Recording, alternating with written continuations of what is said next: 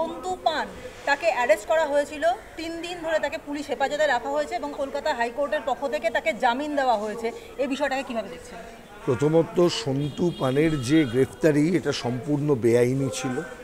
Supreme কোর্টের দেওয়া যে রায় আছে Arnesh Kumar versus state of Bihar, এই রায়ের সম্পূর্ণভাবে পরিপন্থী একটি সিদ্ধান্ত ছিল সন্তু পানের গ্রেফতারি। কারণ যদি আমরা দেখতে পাই গোটা এফআইআর জুড়ে একটি মাত্র ধারা ছাড়া কোনোটাই নন বেলেবল ছিল না, এবং এটা বলা আছে যে 41A নোটিশ, এই নোটিশ কোন কোন ক্ষেত্রে দিতে হয়। দেখবেন ওই মামলাটি যদিও হয়েছিল নির্দিষ্ট একটি সেকশনকে, সেখানকার গ্রেপ্তারিকে চ্যালেঞ্জ করে, সেটা 498A, যেহেতু এখানে একটা অভিযোগ ছিল যে বহু ক্ষেত্রে 498A মিথ্যে কমপ্লেন করে হাজব্যান্ড বা তার পরিবারকে গ্রেপ্তার করানোর মধ্য দিয়ে অনেক সময় তাদের উপর ইনজাস্টিস করা হচ্ছে। সেই পরিপ্রেক্ষিতে সুপ্রিম কোর্ট এই চেকগুলি নিয়ে এসেছিলেন, যার মধ্যে 41A নোটিশের কথা বলা হয়েছিল। কি বলা হয়েছিল? যে সমস্ত অফেন্স যেটা তদন্ত করছেন পুলিশ, কারণ মনে রাখতে হবে যে এই যে গ্রেপ্তারি, এটা কিন্তু তদন্তের কারণে গ্রেপ্তারি, তদন্তের কারণে গ্রেপ্তারি, এটা কিন্তু তার সাজা নয়। সুতরাং এই গ্রেপ্তারিটা করতে গেলে যেখানে 7 বছরের নিচে যে সমস্ত অফেন্সের সাজা আছে, সেখানে 41A নোটিশ দেওয়াটা ম্যান্ডেটরি। আমরা দেখলাম সেই নোটিশ না দিয়ে সন্তু পানকে লাইভ চলাকালীন টানতে টানতে পুলিশ গ্রেপ্তার করলো, গোটা দেশ দেখলো। এটা কিন্তু প্রথম ঘটনা নয়।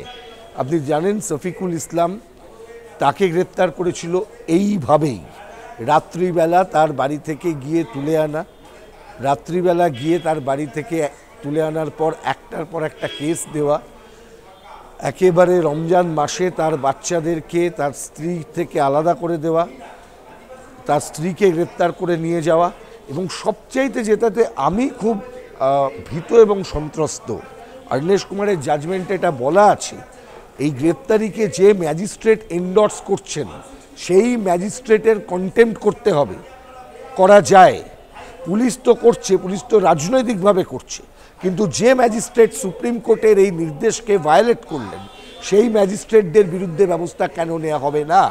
আমরা দেখেছি এরকম একটার পর একটা ঘটনায় অর্নেশ কুমারের মামলার যে রায়, সেই রায়কে যখন পুলিশ অথরিটি পদদলিত করছে, এই ম্যাজিস্ট্রেটরা বিভিন্ন জায়গাতে তারা কিন্তু তাকে এন্ডোর্স করে দিচ্ছেন। অর্থাৎ পুলিশ কি ম্যাজিস্ট্রেটদের পরিচালনা করছেন এই বাংলায়? যদি ম্যাজিস্ট্রেসিকে পুলিশ পরিচালনা করেন, তাহলে শুধু পুলিশ নয়, এন্ডোর্সিং ম্যাজিস্ট্রেট তাদের বিরুদ্ধেও ব্যবস্থা গ্রহণ করতে হবে। স্যার, যে বিষয়টা উঠে আসছে যে এই যে মামলা হলো, এতে সন্তুর পক্ষে সওয়াল করা যিনি আইনজীবী মহেশ জেঠমালানি, তিনি বলছেন যে সন্তুকে যে বিষয়ে পুলিশ ফাঁসিয়েছে সেটা সম্পূর্ণভাবে যুক্তিহীন, ভিত্তিহীন এবং পুলিশ নিজের ক্ষমতার অপব্যবহার করেছে। একই কথা শোনা যাচ্ছে কৌশিক চন্দ্র, যিনি ছিলেন যে বিচারপতি, তিনিও বলছেন যে এই যে যুক্তিহীন অপরাধটা সাজানো হয়েছে তার কোনো আইনি কোনো ভিত্তি নেই। এই বিষয়টা নিয়ে কি বলছেন? এটা তো রাজ্য সরকারের মুখ পুরল। রাজ্য সরকারের মুখ পোড়াই আছে। যেদিনকে এই সরকারের মুখ্যমন্ত্রী মমতা ব্যানার্জি হয়েছেন, সেদিনের পর থেকে এই সরকারের মুখ সব রোজ দিন পড়ে নতুন করে পড়ে না, এটা পোড়া মুখ পোড়াই রয়েছে। এই রাজ্য সরকার আসলে পাচারকারীদের সরকার। মমতা ব্যানার্জি পাচারকারীদের মুখ্যমন্ত্রী। মনে রাখুন, শেখ শাহজাহান হচ্ছে দেশের সম্পদ বিদেশে পাচার করার মতন অভিযোগ আছে। মমতা ব্যানার্জি হচ্ছে দেশের সম্পদ যারা বিদেশে পাচার করে তাদের মুখ্যমন্ত্রী। এই পাচারকারী সরকার, পাচারকারী মুখ্যমন্ত্রী, পাচারকারীদেরকে বাঁচানো পুলিশ, তাদেরকে বাঁচানোর জন্য আজকে সন্তুর মতন সাংবাদিকদেরকে গ্রেপ্তার করা হয়েছে, যা শফিকুলের সঙ্গে করা হয়েছিল, যা অন্যদের সঙ্গে করা হয়েছে। এই কথাটা পরিষ্কারভাবে আমরা বলে দিতে চাইছি যে এরকম জিনিস যদি ঘটে, তাহলে তার বিরুদ্ধে যেভাবে আদালতে লড়াই হবে, ঠিক তেমনিভাবে রাস্তাতেও মানুষকে নামতে হবে। ভাষা দিবসের অনুষ্ঠান হয়েছে, সেখানে আমরা সমস্ত বুদ্ধিজীবীদের দেখতে পেয়েছি, সেই বুদ্ধিজীবীদের যাদেরকে সন্দেশখালীর ঘটনা নিয়ে একটা উচ্চবাচ্য করতে আমরা দেখিনি, এবং সেই অনুষ্ঠান, ভাষা দিবসের অনুষ্ঠানে দাঁড়িয়েও তারা সন্দেশখালী নিয়ে কোনো উচ্চবাচ্য করেননি। উপরন্তু তারা বলছেন যে এই মুখ্যমন্ত্রী মমতা বন্দ্যোপাধ্যায়ের আইনে বা শাসনে তারা নাকি খুব ভালো আছে। কি বলবেন? মমতা ব্যানার্জির দেওয়া সন্দেশ যারা খেয়েছেন তারা সন্দেশখালী নিয়ে কথা বলবেন না, এটাই স্বাভাবিক। আপনি তাকে বুদ্ধিজীবী বলবেন কি বুদ্ধিজীবী বলবেন না, এটা আপনার উপর নির্ভর করে। আমি মনে করি এরা কেউ বুদ্ধিজীবী নন, এরা মমতা ব্যানার্জির টাকায় কিছু লোক যাদের আর কোথাও কোনো গ্রহণযোগ্যতা নেই।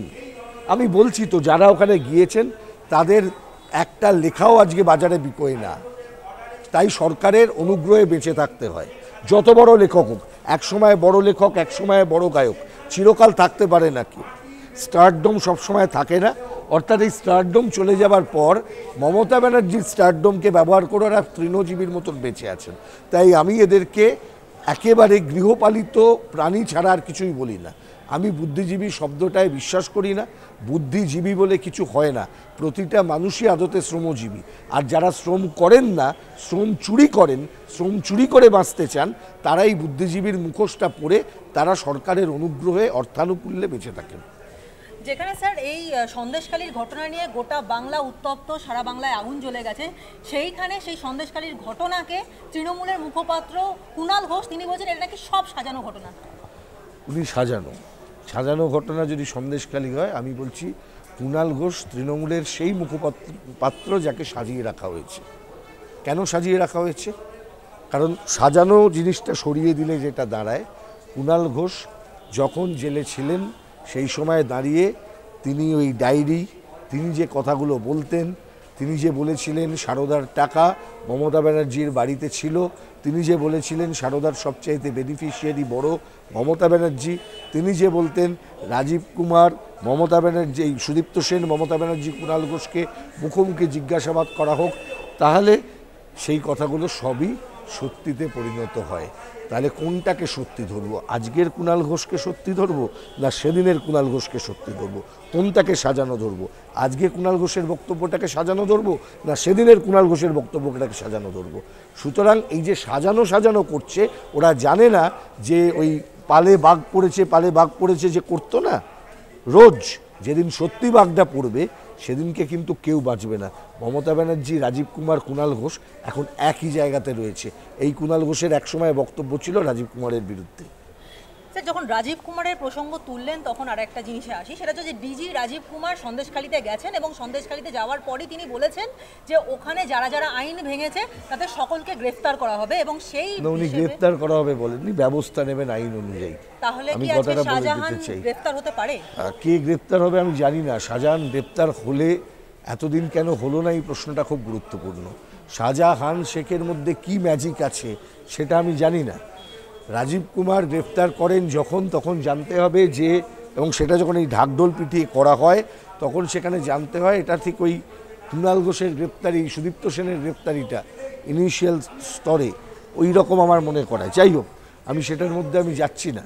আমি যেটা বলতে চাই যে এই মুহূর্তে দাঁড়িয়ে শাহজাহানকে যদি গ্রেফতার না করা যায়, তাহলে এটা যেমন রাজ্যের পুলিশের মুখ পুড়ছে, ইডি তাদেরও কিন্তু মুখ পুড়ছে।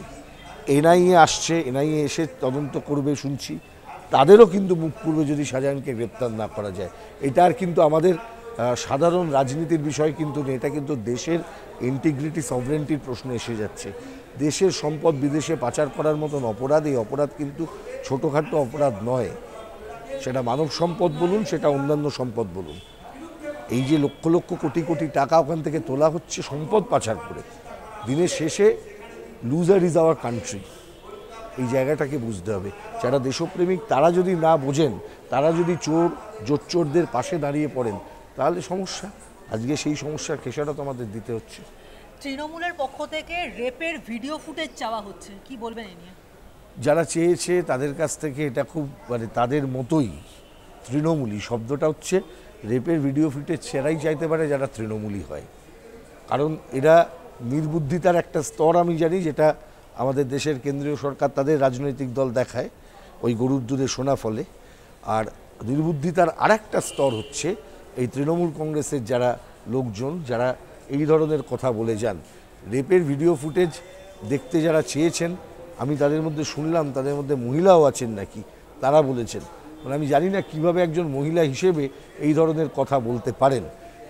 তার জেনে রাখা উচিত ভারতের আইন অনুযায়ী এই মুহূর্তে দাঁড়িয়ে আমরা কিন্তু কোনো ভিকটিম বা যিনি নিজেকে ভিকটিম বলছেন, অভিযোগকারিনী, তার সম্পর্কেও কোনো কথা বলা মানে কিন্তু সেই অভিযোগকারিনীকে প্রভাব খাটানোর চেষ্টা করা, সেটাই অ্যাকচুয়ালি হচ্ছে।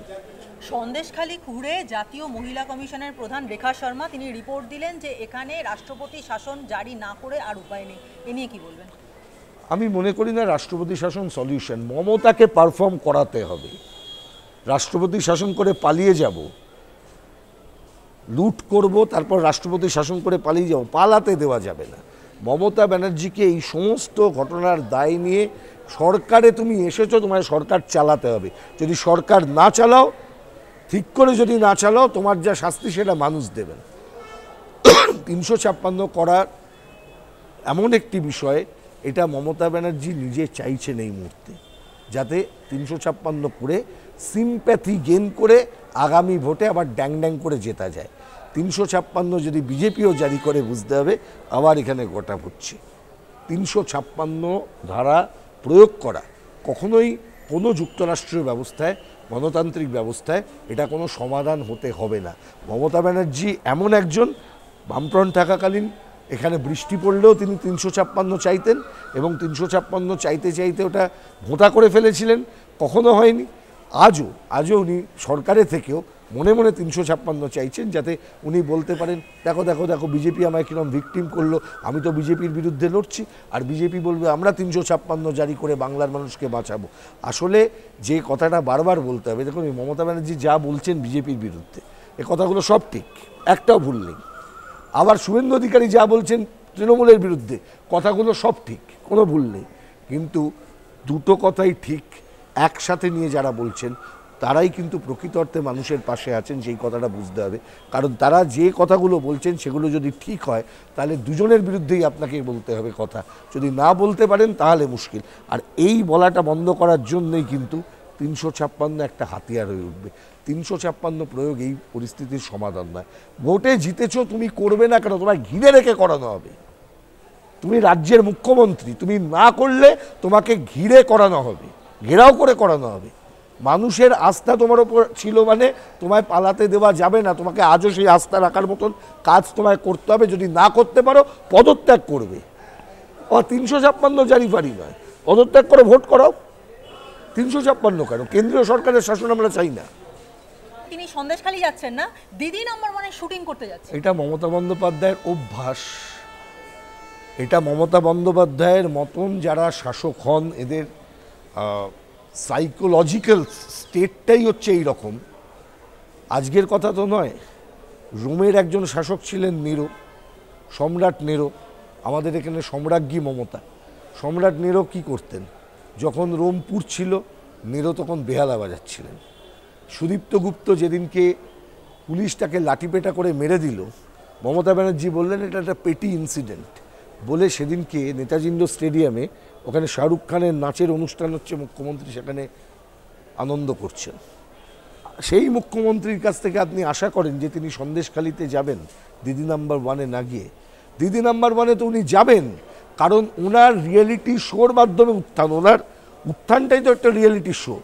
মনে আছে সেই লাখ টাকায় এক প্রশ্নে লাখ টাকা নাকি এক জবাবে লাখ টাকা কুণাল ঘোষ করেছিলেন, মুখ্যমন্ত্রীর টাকা পেয়েছিলেন। একই ওনার মতন নেত্রীরা উঠেছেনই হচ্ছে রাজনীতির রিয়েলিটি শো দিয়ে। কিন্তু এই রিয়েলিটি শোর সাথে মানুষের কোনো সম্পর্ক নেই। সাধারণ মানুষ এই ধরনের রিয়েলিটি শোর নেতাদের চান না।